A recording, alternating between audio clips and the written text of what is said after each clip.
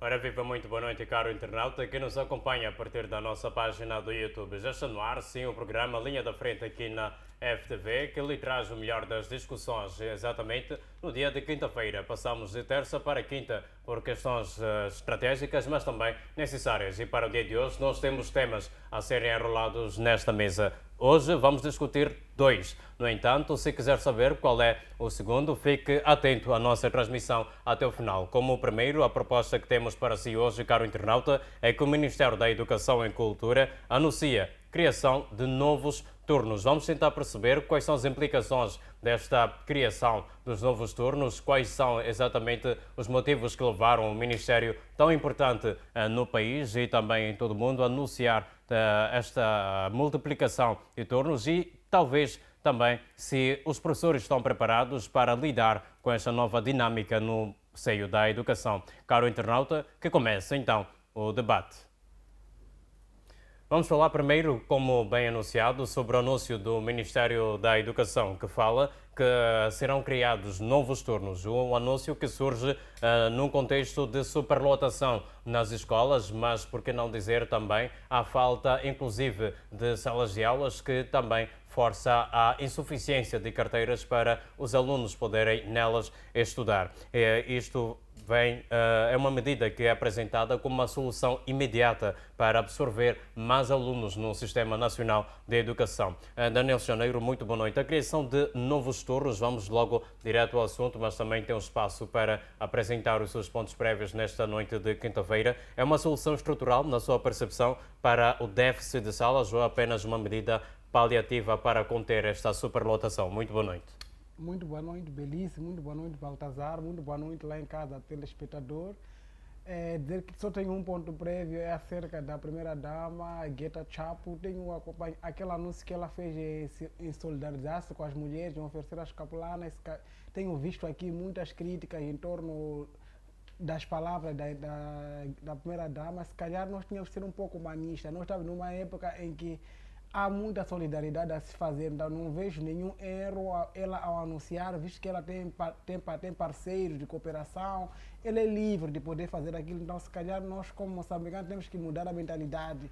Nem tudo que a primeira-dama pode fazer está errado. Uns dizem porque ela vai ao centro de acolhimento, porque ela vai àqueles lugares, porque ela deixa o palácio para poder ir para dormir naquele lugar que é centro de acolhimento. Então, se calhar, temos que tentar rever nossa postura. Se ela não fosse também, seria uma grande crítica. Dizer que é uma pessoa parada, só quer ficar no palácio, mas o gesto dela de trabalhar na comunidade para mostrar aquele calor e amor de mãe dá a ser mal interpretado. Então, se calhar, nós temos que ser um pouco humanos, não é? Muito obrigado. Em relação ao tema sobre turnos criado a nível do Ministério da Educação, dizer que eu primeiro olho na seguinte estratégia. Se calhar aqui a ministra com sua equipa houve falha da assessoria a nível da ministra. Por quê? Porque esse trabalho da mudança curricular, nós vínhamos falando no passado sobre mudanças curriculares, e esse ministério, uma nova estrutura, uma nova roupagem, isso requer uma dinâmica, requer um trabalho muito grande. Então, primeiro, antes de poder anunciar essa mudança de turnos, faria uma escutação com os donos da classe, que são professores, para ver se eles se adequam a novas mudanças. Ela colheria a sensibilidade, opiniões e daí debatiam. Depois, não cabe só a ministra com sua equipa de assessores, mas também isso envolvia gestores escolares, psicólogos educacionais, pedagogos, porque é uma estrutura que tem que ser mudada. Então, ao mudar a estrutura, não muda só, não sei se houve esse trabalho de base a nível do Ministério de consultar pedagogos, de consultar psicólogo educacional, de consultar aqueles que estão ligados à gestão educacional, todo aquele processo, para poder perceber qual será o impacto desta medida, ou desta nova dinâmica, ou dessa nova norma que vão colocar a nível do Ministério da Educação. Porque, olha só, o fato de expandir turnos não resolve espaço. Estão a expandir turnos, sim, mas ela não resolve espaço, mas também não resolve a qualidade. E se calhar aqui, até há vozes que dizem, como o professor doutor Rogério Tui, que até dizia que o Ministério da Educação está a optar esta medida como uma forma de fugir pagamento de horas extras. outros dizem que não, o Ministério da Educação, ela quer eliminar o curso noturno, o meio Ministério da Educação diz que não, nós não queremos eliminar o curso noturno, ou dizem que no Ministério da Educação está a regredir, então se calhar aqui é um processo muito grande, os professores como receberam, se calhar a maioria de professores, nós temos uma educação em que os professores próprios não vão terminar os conteúdos, 3 turnos, se calhar, no meu entender, se calhar é 6h30 até às 10, depois pode vir outro turno, então como é que o professor há de encarar essa medida? Quantas horas de tempo? Se calhar são 4 horas de tempo. Em 4 horas de tempo é suficiente para o aluno aprender? Em 4 horas de tempo é suficiente para que o aluno possa debater com o professor, assimilar a matéria? Visto que antigamente entravam 7 horas até às 12, ainda tinha um desafio enorme. Agora que vão entrar às 6h30, 10, 11, por aí em companhia. Será que mesmo nossa educação está preparada para ter este modelo de turnos? Eu acho que não estamos preparados para ter esse modelo de turno 1000 vezes e repensar em um outro modelo. Por mim, até íamos ter só 2 turnos, levar mais tempo os alunos na escola, do modo que possam assimilar matéria com outra disciplina extracurricular, em relação a reduzir a carga horária. Muito bem, muitíssimo obrigado, Daniel Janeiro, por apresentar esta introdução em relação a este primeiro tema que o Ministério da Educação e Cultura afirma que serão criados ou será criado um novo turno. Justamente no período de todo o dia poderão ser lecionadas pelo menos 3 partes, né, para este mesmo setor. Baltazar, muito boa noite. Tem também o espaço para a apresentação dos seus pontos prévios, no entanto não vamos fugir a este que é o tema que nos traz esta mesa. Daniel questiona se o tempo de aprendizado será de fato suficiente, considerando que no lugar de 2 turnos o Sistema Nacional de Educação terá 3, o que significa que poderá haver uma redução do tempo de aulas. Como garantir a qualidade pedagógica quando se multiplicam turnos, mas se reduz o tempo efetivo de aprendizagem? Muito boa noite. Bom, boa noite, Belize, boa noite, Daniel, e boa noite aos nossos caros telespectadores a partir de casa que nos assistem. Por hoje não trago nenhum ponto prévio, a não ser entrar muito mais nestas questões que cá nos trazem para debatermos. Bom, em relação a isso, queria inicialmente concordar com o meu colega ao apontar, ou mesmo quando dizia que não houve um preparo para que isto mudasse, né? Ou essa mudança todo mundo recebeu de surpresa em relação a isso. E estamos a dizer que discutia-se até, o que me parece que este plano de mudança dos turnos, ou da introdução de um dos turnos, para a saída de 2 turnos para 3 turnos, parece que foi algo ainda debatido ainda dentro desta semana, porque antes das inundações não tínhamos essa ideia de que as aulas poderiam se mudar-se, ou mesmo o ensino mudar-se para de 2 para 3 turnos. Ainda discutia-se mais a questão de início das aulas, que estas aulas foram adiadas para o mês de março, em comparação daquilo que tinha sido os anos anteriores. Tudo isso pelo que tem acontecido ou aconteceu, sobretudo as últimas inundações que aconteceram cá no nosso país, principalmente na Zona Sul, e depois elas trouxe para outros pontos do país. Então, chama a dizer que isto não era algo planejado, né? Isto vem demonstrar claramente que não há um preparo daquilo que é o ano letivo. Simplesmente há certas pessoas que acordam e acham que devem decidir ou devem fazer para conter aquilo que são as medidas ou mesmo as situações que o país vai ocorrendo. Estamos a dizer que em condições normais o Estado ou o Governo já deveria ter um plano daquilo o que vai ser a educação de 2025. O que mais me aparece agora é que houve arranjos, ou está sendo feitos arranjos, como tem sido nos últimos anos ou nos últimos 50 anos sobre a nossa educação, fruto de arranjos até os dias atuais, e estes arranjos claramente vão demonstrar ou vêm demonstrando aquilo que é a qualidade dos nossos indivíduos, das nossas pessoas, sobretudo o ensino. Já a dizer que a idade em que as nossas crianças vão, falo muito mais na questão da aprendizagem, chama a falar que uma criança até os seus 11 anos não sabe ler, né? E estamos a pecar muito como é que estamos a construir a nossa educação. Ainda não temos uma alternativa ou não temos um projeto daquilo que pode vir a ser aquilo que é a nossa própria educação. Então o Estado precisa começar a tomar seriamente, porque estas mesmas medidas fazem parte da agenda de governação, que isto futuramente pode em algum momento comprometer aquilo que é as futuras governações, se for necessário, com este mesmo partido. Então é preciso tomar a educação como questões mais de soberania, né? Vimos anteriormente que estudos de IDH diziam que Moçambique é um dos piores países em termos de desenvolvimento. A educação faz parte disso, né? Porque a educação está dentro daquilo que são os índices daquilo que é uma governação de um país. Então, quando não temos o cuidado de dar, ou de não temos a atenção de dar a educação de um país, estamos a destruir a nação, estamos a destruir. Vamos lá fazer a matemática. Estamos a dizer que um aluno que tem que começar as aulas às 7 horas da manhã, ou mesmo 6h30 da manhã, a que horas que esse indivíduo, sabemos muito bem que as nossas escolas elas não estão nas proximidades, né, das casas onde esses próprios indivíduos moram.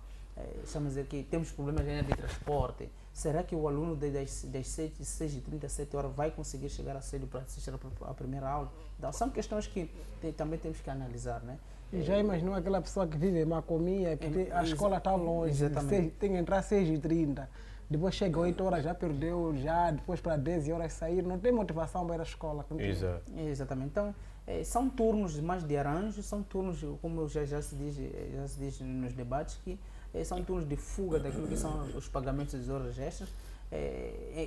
Aqui o aluno reduz-se a carga horária do próprio aluno, mas aumenta-se ainda mais a carga horária do próprio professor, e este mesmo professor passa a exercer, nesse caso, a ter mais carga horária em relação aos anos anteriores. Então é preciso que tomemos as decisões deste país com muito cuidado, porque são questões mesmo de desenvolvimento, que são questões mesmo de soberania, são questões mais do Estado, que podem em algum momento prejudicar este país.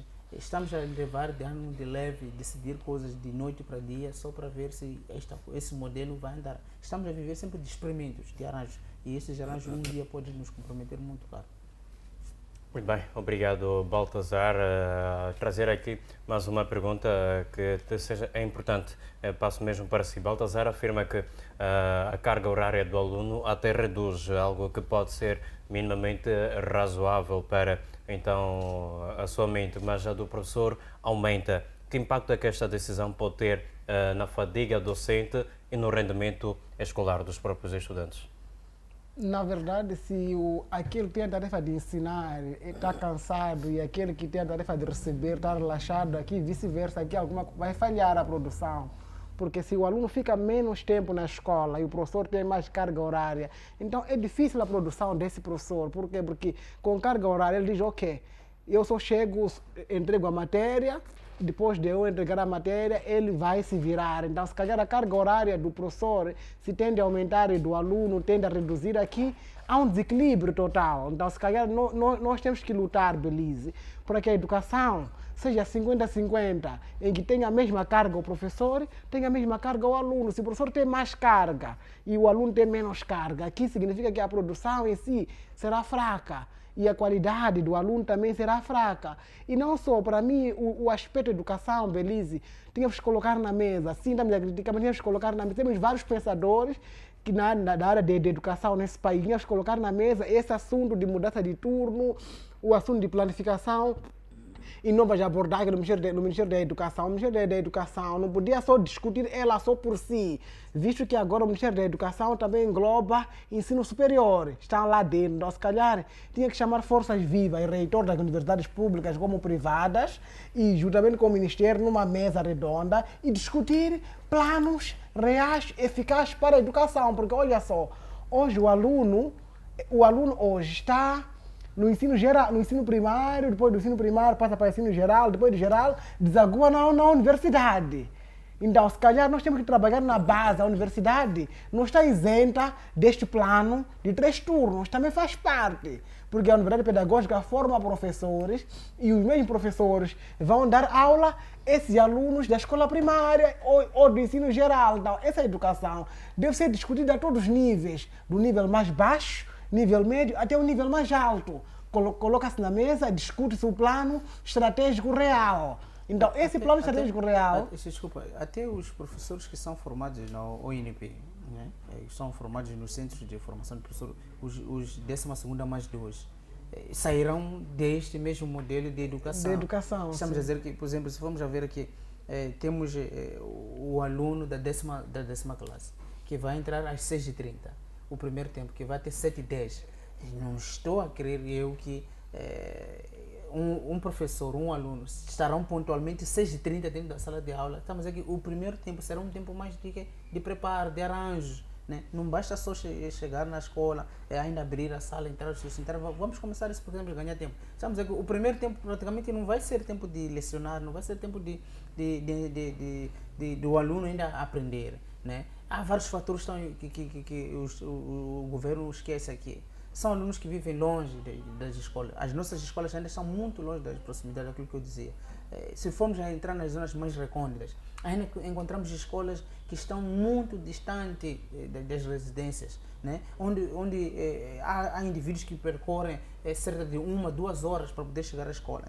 Então, quer dizer que esse indivíduo terá que sair às 4 horas da madrugada de casa para poder chegar às 6h30.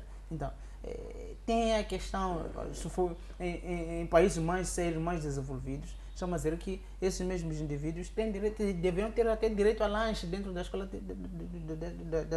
dentro da escola.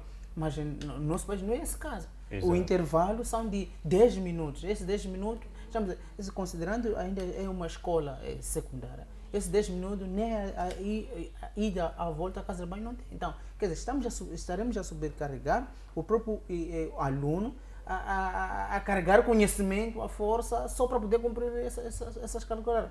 Por quê? Porque não temos dinheiro para pagar horas extras, ou porque queremos cumprir com aquilo que é o plano de educação anual, porque uma vez já dito que o próprio ensino, né, neste ano de 2026 começou tarde, né, um mês atrasado.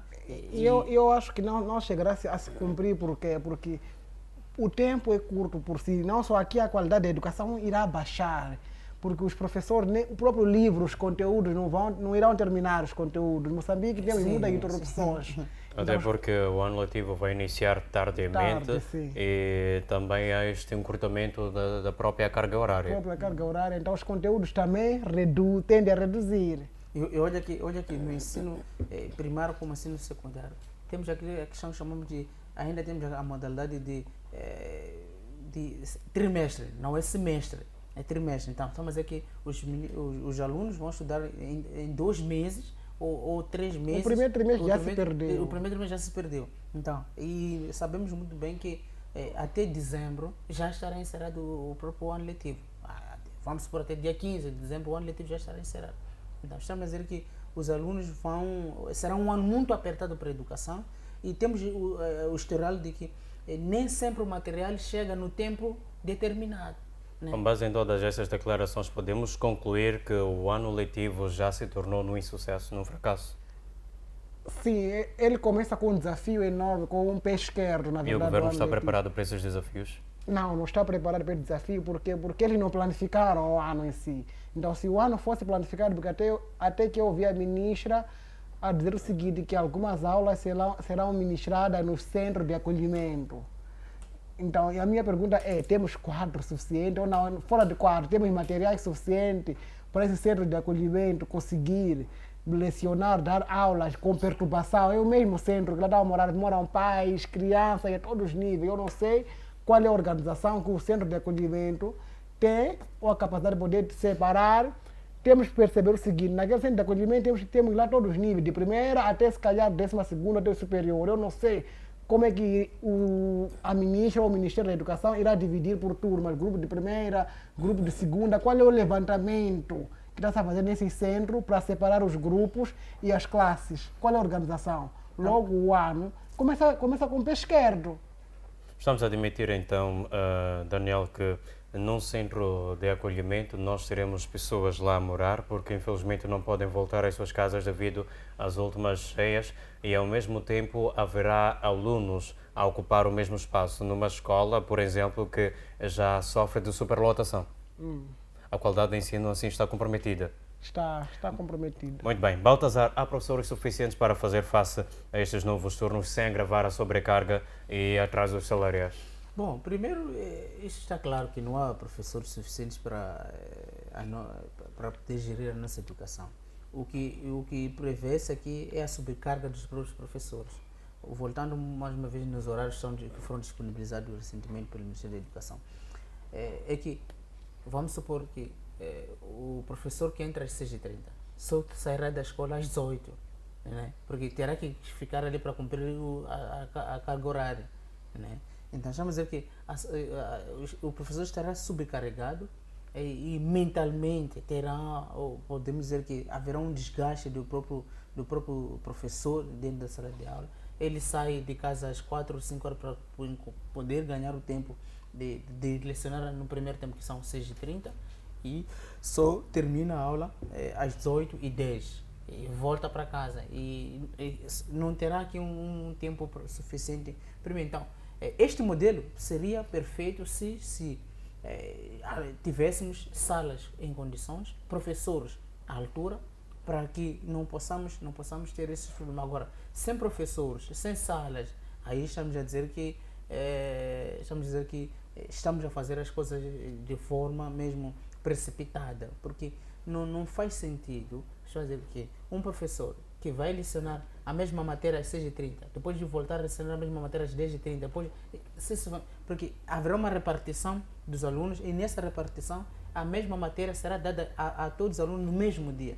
E durante a semana, o professor, olhando esse horário, durante a semana, o professor não terá tempo suficiente para fazer a sua pesquisa, trazer ou rever o seu plano, essas coisas todas. Então, porque estará tudo desgastado. Estaremos a colocar o professor num período desgastante, em que ele mesmo já vai fazer a educação ou vai lecionar a maneira. E ao fazer a maneira, mais uma vez, estaremos a colocar no risco aquilo que é a nossa própria educação. Se a educação anteriormente era pior, agora será pior ainda mais, porque da forma como que estes alunos vão estudar, sinceramente, digo que não haverá futuro para o nosso país. Vamos falar sobre as alternativas estruturais que são ou que devem ser prioritárias, já para encerrar esta discussão em relação ao primeiro tema. Estamos a falar de construção acelerada de escolas ou então parceiros públicos privados, mas também posso considerar o ensino híbrido. O que dizer? Quais são as alternativas estruturais que devem ser priorizadas neste momento? Na verdade, o ensino híbrido ainda é desafiante, porque nós ainda não temos recursos humanos e materiais suficientes para adotar ensino híbrido. Então, podemos não descartar, mas colocar no intervalo.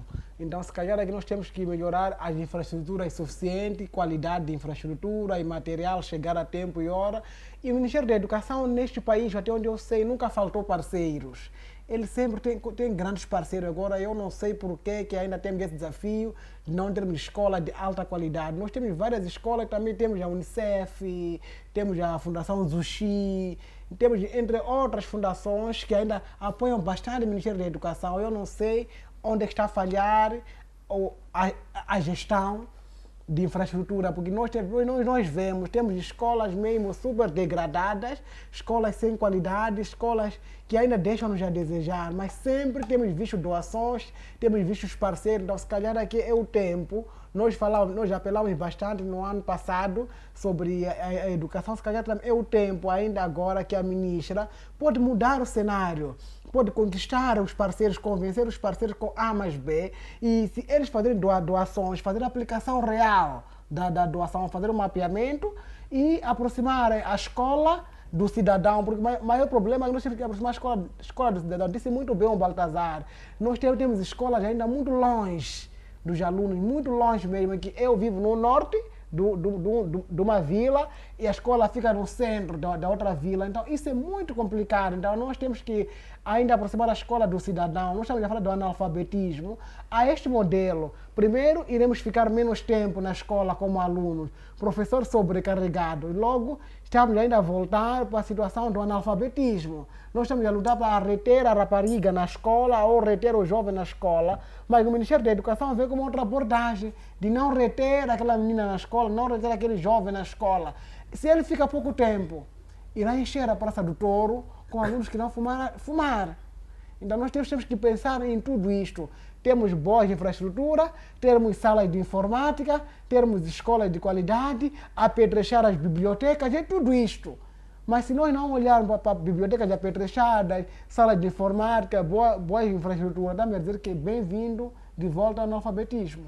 Sim, mas eu gostava de dizer que é preciso que o governo de Moçambique, o Estado, sente e comece a redefinir aquilo que é a própria educação. Porque não faz sentido a cada mandato, a cada gestão, a cada indicação a este setor, ainda façamos, ainda exista invenções da nossa própria educação. Estamos a dizer, o nível de educação que temos hoje, ou que vínhamos tendo hoje, não é boa, é precária. Se formos a ver o nível dos alunos no ensino secundário e o nível universitário, principalmente ensino universitário e ensino superior, não é lá grande coisa. Não é lá grande coisa. Porque falhamos desde o passado, que é a base, a formação. É a mesma coisa uma equipe de futebol. Se uma equipe de futebol, se você não faz uma formação, ou não faz grandes contratações, você não vai ganhar o campeonato. É o que acontece aqui. O Ministério da Educação precisa sentar, redefinir, fazer uma agenda e dizer o que quer, o que tipo de educação quer para o país. Porque da forma como estamos a fazer a educação do país, estamos a desagradar ainda muito mais, estaremos a colocar mais meninos, como o Daniel disse, mais meninos nas praças a fumar, a colocar mais marginais nas nossas avenidas e mais indivíduos que não sabem ler e escrever aquilo que a maior parte das grandes universidades que a gente vai encontrar. Indivíduos que, quando chega o momento da produção da própria tese, de conclusão do curso, depois entramos nesses lobbies todos de venda ou mesmo de compra de próprio lugar. Por quê? Porque a base não foi feita para que o indivíduo possa saber escrever, saber fazer ou criar a sua própria ideia. Porque quando estava na 12ª, não teve um exercício completo todo para a formação. Se hoje temos indivíduos que compram monografias, compram suas teses, é porque não é preguiça mental, mas sim é problemas mesmo sérios da própria escrita. Porque a educação que estamos a ter hoje é uma educação fragilizada e que em nenhum momento vai nos ajudar. Depois, amanhã, vamos acusar incitação à violência, vamos acusar, não, é porque são marginais. Marginais por quê? São marginais porque não tiveram educação. Estamos a falhar na educação. E essa falha de educação, essa vai nos comprometer com aquilo que é o futuro. O futuro é o quê? É esse incerto. Ainda bem que disse que é incerto, mas eu gostava de ter uma resposta certa na sua percepção. Daqui a 50 anos, considerando que Moçambique já tem sim 50 anos de independência, daqui a 50 anos, o que é que se pode imaginar desta nação com este sistema de educação? Bom, caminhando desta forma que estamos a caminhar hoje, desculpa a repetição, claramente não estaríamos aqui a prever um futuro certo, né? Estamos a dizer que há 50 anos atrás pensávamos que poderíamos estar num nível melhor, mas estamos a ver que há 50 anos para cá, dos últimos 50 anos, não estamos a ter sucesso. A discussão ainda é mesmo a questão da qualidade do próprio ensino, né? Então, se ainda continuarmos a caminhar desse jeito, a tomar decisões, decisões sérias, que é a própria soberania, que vai ferir, claramente, em 50 anos estaremos a discutir os mesmos problemas. Até triplicar. É preciso que o Estado, o governo, né, ao redefinir o seu próprio governo, colocar bases de desenvolvimento nesse país e não entrar em fazer arranjos, acertos, invenções, não é isso. Não, é preciso colocar um perfil de educação. Não há nenhum perfil de educação que temos em Moçambique. Não há nenhum perfil de desenvolvimento humano que temos em Moçambique. Não temos nenhum perfil de desenvolvimento ou de produção nesse país. Não temos nenhum... Estamos já... Desculpa. É triste. Obrigado, Baltazar. É realmente triste, mas eu estou mesmo consigo, Daniel, para encerrar esta discussão em relação a este nosso primeiro tema. A mesma pergunta para si. Moçambique, daqui a mais 50 anos, com este sistema de educação a caminhar desta maneira? A este modelo de educação daqui a 50 anos deixaremos a desejar. Baltazar disse muito bem, vamos ao ensino superior porque a nossa cama foi mal feita, que é a base. Então, se a nossa base foi mal feita, estamos no ensino superior, concluindo a licenciatura e somos nós profissionais de amanhã. Então, ao ser profissional de amanhã, eu vou carregar mesmo as lacunas, mesmo os problemas que eu normalizei no ensino de base. Então, a este nível aqui significa que estamos a ter doutores com lacunas, professores com lacuna, médicos com lacuna, engenheiros com lacuna, em suma, todas as áreas daqui a 50 anos irão refletir na base deste ensino aqui. Então, se calhar aqui, a culpa não pode morrer solteira. Se calhar o Ministério da Educação deve rever o plano estratégico de que tipo de modelo da educação. Eu sempre digo, a senhora ministra ainda vai a tempo de corrigir dentro do seu mandato este modelo da educação, ainda vai a tempo. Então, se calhar daqui a 50 anos, para termos uma educação brilhante, temos que mudar alguma estratégia. Então, a faca e o queijo, como tu dizes, está com eles lá. Nós só apenas estamos a dar balizas, a mostrar preocupação, porque esse país é nosso, não teremos outra pátria.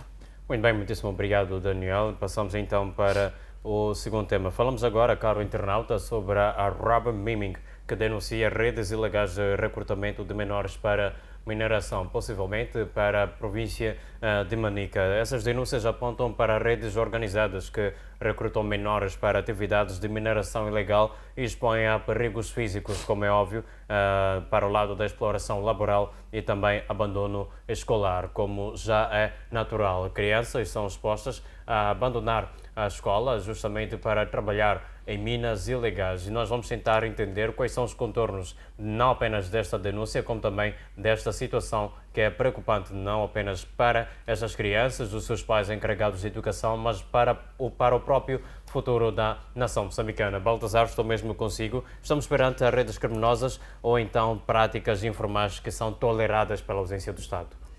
Bom, eu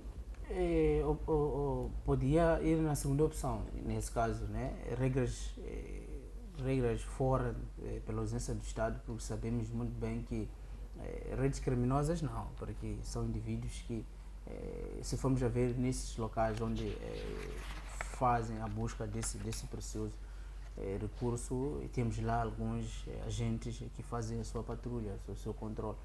E diríamos que é a ausência do próprio Estado ao admitir que estes locais mesmo existam menores de idade que possam fazer isso em volta dessas atividades. É preciso que tenhamos um controle, quem pode, como pode e por que pode, né?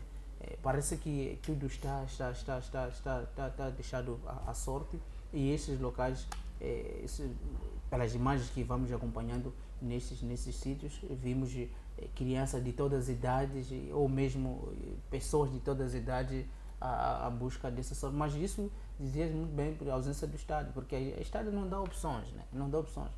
Muitas das vezes o abandono da educação em Moçambique não tem nada a ver só com os casamentos prematuros, né? Mas também pela crise ou pela fome que muitas famílias têm em casa, acabam abandonando a escola e buscando alternativas para a sobrevivência. A escola que hoje em dia em Moçambique, a escola devia ser uma das primeiras alternativas para um cidadão, mas diante da situação que se encontra cá no nosso país, claramente esses indivíduos acabam se afugentando para outros lugares. E esta a proliferação ou mesmo a procura deste recurso precioso tem sido uma das opções desses mesmos indivíduos. Então, é preciso que o Estado comece a fazer, ou mesmo traga uma regularização sobre posso dizer, que possa trazer normas mesmo que possa prevenir ou mesmo reservar muito mais às crianças. Vimos o caso de Manica e vimos em Tete muito bem quando o Rio Tinto operava, mesmo a Rubimani depois em Cabo Delgado também precisava muito bem. Mas é que o nosso Estado, ele em algum momento é bom em fazer leis, A questão é a própria fiscalização. Se formos agora a perguntar a um dos porta-vozes do governo sobre essa situação, vai impor certas leis, vai impor certas normas, mas que essas mesmas normas, elas não são aplicadas no dia a dia, né? Não são aplicadas dia a dia. Então, é preciso que o governo comece a deter. Fala-se que a riqueza do Estado, então que o Estado mesmo possa barar essas entradas desses menores e apostar muito mais na educação. É essa educação que há pouco tempo estávamos a discutir. Muito bem, muito obrigado, Baltazar. Baltazar fala de fiscalização, que é a questão mesmo essa, esta denúncia da Robbie Manning revela falhas graves na fiscalização do trabalho infantil nas zonas de mineração ou então a falta de vontade política. Como é que olha para isto? Belize, quando o Estado falha, é muito frágil com que a rede criminosa possa entrar. Então, como o nosso Estado está a mostrar certificado de incompetência. Então, onde o Estado falha, ele abre porta para redes criminosas. Neste caso, o recrutamento de menores para a mineração é uma grave violação de direitos humanos, e, acima de tudo, direito da criança. Baltazar dizia muito bem, tem lá a polícia, a equipa e a fiscalização, eles normalizam aquilo logo. O Estado, aqueles que estão lá a representar o Estado e nada fazem, então significa que estão a permitir com que redes criminosas possam usar aquelas crianças para exploração ilegal a nível da mineração. Então aqui significa que há um grande trabalho a ser feito a nível do Estado mesmo, em que a fiscalização deve ser mesmo muito forte. Não basta dizer que não nos colocamos polícias lá, estão a fazer o seu trabalho lá, sim, estão a fazer o seu trabalho, mas eles permitem isso. Onde há essa denúncia, significa que existiam crianças a fazer seu trabalho, a ser recrutadas. Se calhar podemos agora perceber que esses petizes não vão lá por vontade própria. Alguém mandou, alguém forçou para poder fazer aquele trabalho. Logo, tem que se ir a fundo dessa situação. O Estado não pode permitir, não pode vir aqui na asta pública dizer ok, há crianças de Manica a ser explorada ilegalmente na área de mineração. Por mim, até mesmo a equipa de polícia deve ser responsabilizado. Como é que vocês permitem com que essas crianças tenham lá a ser exploradas ilegalmente? Quem são autores dessas tais minas? Onde é que elas vendem essas crianças? A quem entrega esses recursos que estão lá explorados? Então, é um desafio muito grande. Então, quando o Estado aqui falha, logo é muito fácil com que possam penetrar e entrar redes criminosas. Então, elas não fazem só por si as crianças, mas sim porque há um autor que manda elas, há alguém por trás dessa situação e há um lugar que eles vão vender, e não só. Elas são exploradas e vão vender num lugar, e é uma pessoa adulta com que paga os valores às crianças, e não paga as crianças, elas só são exploradas, depois vão entregar à pessoa adulta vai negociar e dar os valores, e amanhã aquela mesma criança volta na maior inocência. Então, nós temos que olhar bem sobre o direito da criança e salvaguardar os mesmos direitos. Então, há conivência local neste processo de recrutamento? Não há dúvida que há conivência local. Estamos a dizer que o seguinte, Baltazar, volto a repetir, disse muito bem o Baltazar, a polícia naquele lugar a fiscalizar, a polícia representa o Estado. Não é possível com que o ministro saia de Maputo para ir para lá. Se ele montou equipas a fazer o trabalho de fiscalização e a mesma equipa permite com que crianças possam ir lá e serem exploradas e ela ver o olho nu, permitir com que elas possam sair, isso significa que há uma conivência. Há alguma coisa que está a falhar aqui, com que possa acontecer essa rede. Então, as crianças são um bem maior e ela deve ser salvaguardada os seus direitos. Então, se aquele polícia, aquele que está lá para controlar e fiscalizar, não faz seu trabalho, permite, ele também é autor dessa mesma violação. Muito bem, muitíssimo obrigado, Daniel. Baltazar, voltamos mesmo a falar sobre a questão da vontade política. O Estado tem capacidade real para monitorar e intervir em zonas mineiras remotas ou simplesmente não quer? Não, o Estado tem condições, tem todas as condições possíveis, ou pode criar todas as condições possíveis para que, principalmente, garanta aquilo que é a proteção. Estamos a falar que a presença de crianças nesses locais deixa claro aquilo que são os direitos da criança ou a violação dos direitos humanos sobretudo da criança. Então é preciso que o Estado possa fazer ou garantir. Acredito que nesses dias o próprio Presidente da República já acabou anunciando que é preciso reforçar ainda mais a legislação sobre a proteção da própria criança. Então é nesse sentido que também o Estado devia olhar nesse sentido. Da mesma forma que falamos sobre sobre a contratação das crianças para o trabalho informal ou essas coisas todas, também devemos olhar nesse sentido. Então o Estado tem condições, primeiro, como eu disse anteriormente, nesses locais não são só pessoas. Encontramos indivíduos de forma individual ou mesmo através de grupo ou mesmo de empresas que vão fazer essa perfuração para a descoberta desse recurso, mas também que o Estado é preciso trazer muito mais ou apertar o cinto, fiscalizar, porque indivíduos ou mesmo empresas que usam de crianças para estas atividades, e sabemos que essas atividades são perigosas, são arriscadas. É bem provável que temos acompanhado em vários casos que há indivíduos que acabam perdendo a vida nesses locais. Então, as crianças não têm o direito ou não deveriam estar nesses lugares, a não ser estar na escola ou mesmo estar em casa a exercer outros tipos de atividade, mas que devia se afastar-se. Mas pela ausência do Estado, assim que pela ausência do Estado, por a falta de alternativas, é preciso que encontramos indivíduos ou mesmo crianças a fazer esse tipo de atividade para a sua sobrevivência, né? Porque há aquilo que, achando uma pedra, achando um próprio recurso, entende-se que a riqueza vem ela de forma muito fácil. Então, sabemos quais são as realidades destas famílias, desses indivíduos nas suas casas, e acabam fazendo isso. Por quê? Porque não há alternativas dentro do Estado. Não há escola na comunidade, não há entretenimento na própria escola. Os pais vivem da agricultura e a época agrícola também, se calhar, não traz uma boa produção, e estes mesmos indivíduos têm que percorrer. Ou os pais não têm dinheiro para poder alocar esses indivíduos para escolas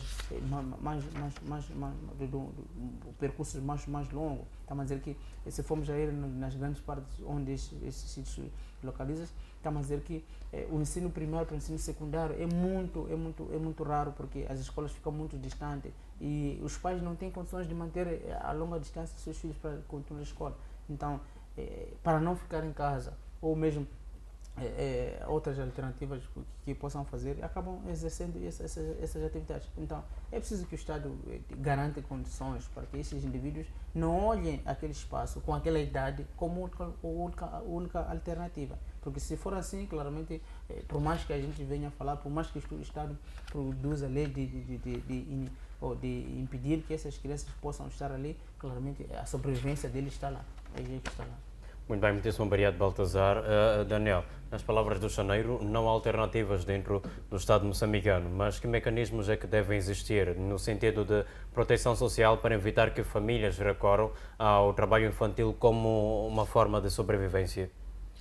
Na verdade, Belisa, eu diria que cada criança na mina, estamos falando de educação, cada criança na mina é um adulto que o país deixa de formar. Cada criança na mina é um adulto que o país deixa de formar. Então, nós temos que olhar muito bem. Quando ela vai para a mina, ela deixa de ir à escola, aliás, aquele tema anterior, então é um adulto, temos que olhar bem com sensibilidade, é um adulto que o país deixa de formar. Então, se calhar, nós temos que pensar mesmo em que país nós estamos a construir, que sociedade nós queremos.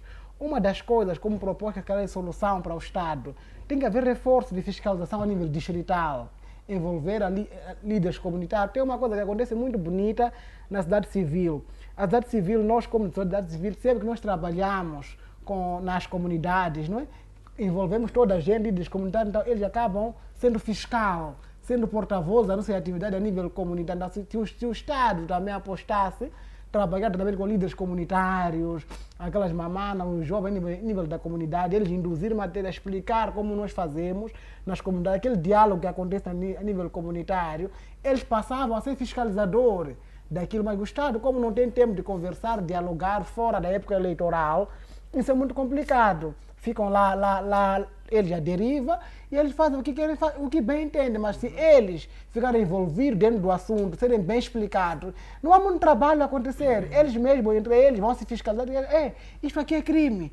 Nós não queremos exploração aqui na nossa cidade, no nosso bairro, no nosso distrito. Então, percebe? O Estado tem que se envolver com a liderança comunitária, como tem feito a sociedade civil. Mas também temos que envolver meio líderes comunitários, temos que ter programa, o Estado tem que ter programa de retenção escolar dos jovens, das crianças, raparigas. Tem que ter programa de retenção escolar. Não reduzir a carga horária, mas programa de reter eles. Futebol, escolas de informática, empreendedorismo, corte e costura. Então, isto evitaria que a criança pudesse correr para onde? Para as minas, tem que ter programas. E também tem que ter, o Estado tem que garantir apoio direto às famílias vulneráveis, tem que garantir que dê apoio direto às famílias vulneráveis. Também tem que haver aqui parceria entre o Estado e a sociedade civil. O que tem visto é que o Estado trabalha sozinho, organizações também trabalham sozinho. Não é necessário isso, tem que haver uma força conjunta, nos abraçar, dizer, ok, estamos a lutar em prol da criança, não é? Perdão, em prol da criança, estamos juntos, podemos caminhar. Não é que eu, como sociedade civil, consigo meu patrocínio, quando eu chego lá, digo, ok, eu caminho sozinho, eu sou super-homem. Não, o Estado uma parte, a sociedade civil na outra parte, juntos, a memorandos, unir força. Mas enquanto nós não chegarmos a esse nível de nos unirmos, caminharmos juntos, sempre teremos estes problemas. Porque nosso bem maior é proteger as crianças. Então quando elas são protegidas, quando as crianças não são usadas para mineração, é garantir com que a nossa nação, o nosso país, não é? Tenhamos futuros presidentes, futuros ministros, futuros deputados do amanhã, mas a esse nível é difícil. Sim, o próprio presidente da República, sabemos que, ou mesmo todos os presidentes da República que já existiram no nosso país, todos eles vêm das zonas mais recônditas. Então, é fruto dos distritos. Então, estão hoje no topo, fruto de boa educação que tiveram até chegaram até onde chegaram.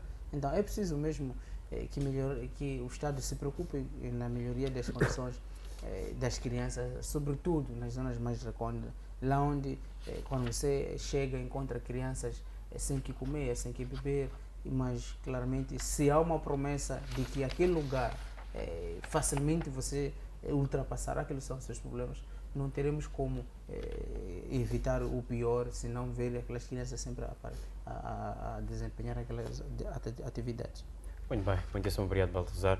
Daniel, eu gosto de algo que diz, na verdade, algo que ambos defendem, que deve ser priorizada a educação, se garantindo igualmente a assistência social, como também a manutenção de programas de retenção desta camada infantil, como também juvenil, futura, não é? Áreas de interesse, como também de crescimento, sem deixar de lado a questão da fiscalização. Mas como é que se pode articular estes três fatores? Estamos a falar da educação, assistência social, como também fiscalização mineira, para combater este fenómeno de forma integrada. Então, eu dizia muito bem, tem que haver um trabalho conjunto entre o Estado e a sociedade civil, então, através de criação de programas. Há muitos programas que, tanto a Unicef como o Estado, se trabalharem juntos sobre a retenção da rapariga, então a retenção da rapariga, dos jovens, dos rapazes nas escolas, eu bem dizia aqui na minha intervenção anterior, quando cria-se aqueles programas é para beneficiar a comunidade. Mas esses programas já não existem? Esses programas, se existem, se calhar é como uma gota no meio do oceano. O que acontece? Os programas que existem, mas são mais da sociedade civil em relação ao próprio Estado. Então, se calhar a sociedade civil não consegue, ela no seu todo, abrangir, ela faz muito sociedade civil, e muito mesmo. Mas aqui o grande problema é do Estado. É a sociedade civil que deve ir atrás do Estado, ou então o Estado que precisa dar espaço à sociedade civil para conseguir ouvir a sua voz e assim, então, implementar as soluções que são propostas? O Estado tem que dar espaço à sociedade civil para ouvir as propostas e juntos caminharem. Porque aqui tem que haver 50-50. A sociedade civil trabalha por um lado, o Estado por outro lado. Olha só, imagina a sociedade civil corre com uma velocidade enorme. Eles correm com programas, correm com apoio às raparigas, correm com muita situação, mas quando falamos de infraestruturas, falamos da qualidade, isso quem tem que garantir é o Estado.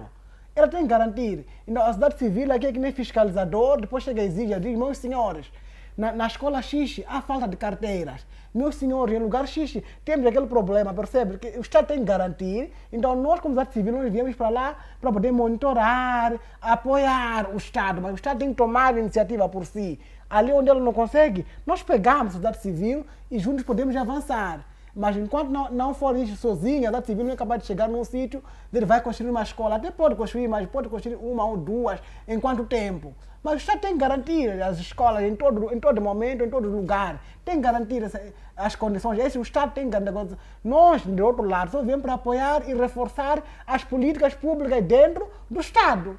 Muito bem, muitíssimo obrigado. Baltazar, também quero ouvir de si como é que se pode articular estes três: educação, assistência social, como também fiscalização mineira para combater este fenómeno de forma mais integrada.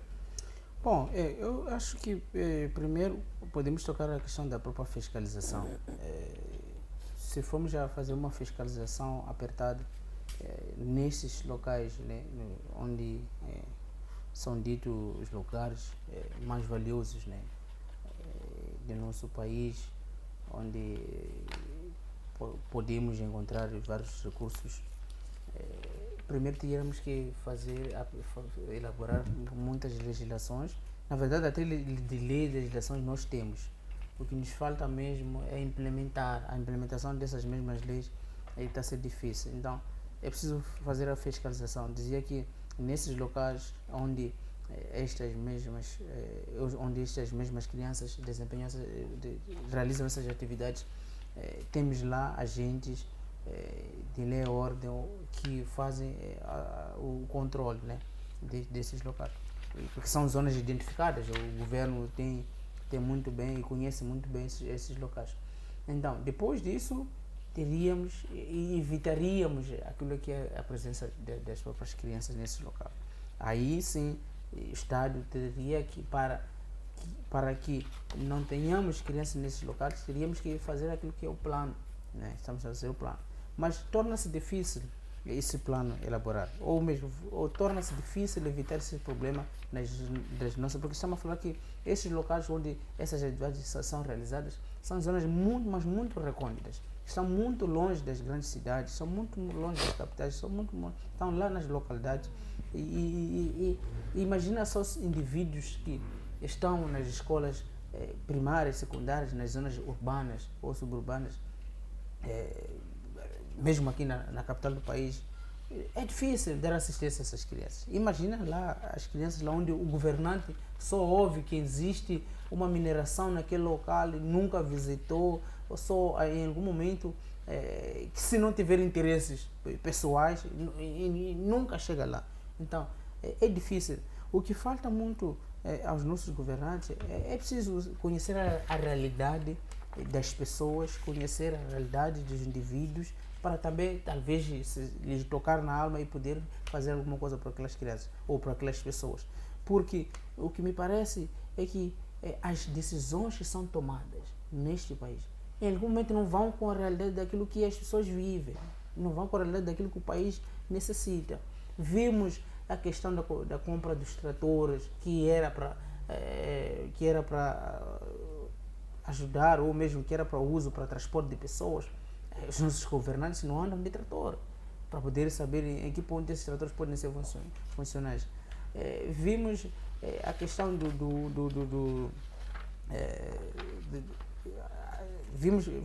temos vários exemplos que podemos até usar para isso, para ver que o governo em algum momento não presta atenção na realidade daquilo que as pessoas para depois tomar. Recentemente agora, o Ministério da Educação tomou a iniciativa de colocar 3 turnos, mas não tem noção de como é que o professor vai passar, como é que os alunos vão passar, onde é que vivem essas crianças. É preciso criar um estudo de viabilidade, se de fato isto vai resultar em alguma coisa ou não.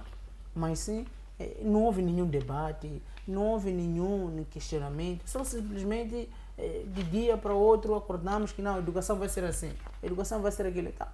Isto também vai fragilizar aquilo que é a vida dos próprios moçambicanos. Depois tem a questão da prestação desses mesmos assistência social, que isso também vai pecar muito e em algum momento não vai ajudar muito.